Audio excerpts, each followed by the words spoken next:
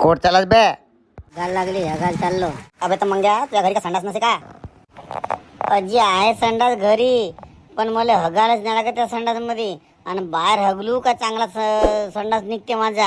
अबे तर मग ह्या ग्रामपंचायतची योजना कायसाठी आहे? त्यानं घरी घरोघरी संडास बांधून दिला, तर ते का संडास करासाठी नाही का कायसाठी येतात बे मग ते?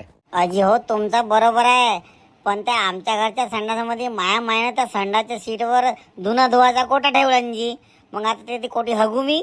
अरे पण ते आरोग्य डिपार्टमेंटचे लोक नेहमी नेहमी सांगतात का बाहेर हगा नको, बाहेर हगल्यानं हवेमध्ये जंतू पसरतात, आणि जंतू पसरले का मग ते हवेमार्फत आपल्या पोटात जातात, अन्नामध्ये मिसळतात ना, तर मग त्याच्यामुळे अनेक प्रकारच्या बिमाऱ्या होतात. तर ह्या गोष्ट तुझ्या घरी नाही आली का रे? तुझ्या घरच्या लोकांना नाही समजलं का रे? ते का संडासची सीटा गोटा मांडायची का धुणं धुवाच? नको सांगायची मला, घरोघरी संडास आहे जी, तरी सप्पा गाव येऊन बाहेर पंक्ती मांडतात, मोठे मोठे असं ढगचे ढग पाडतात. त्याच्या घरी संडास ते संडासमध्ये जात नाही, आणि तुम्ही मला एकट्यालाच जा म्हणता.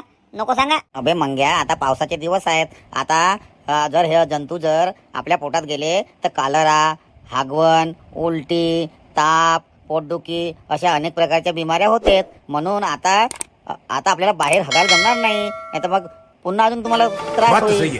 अजी हो जी गुरुजी, आता मी संडास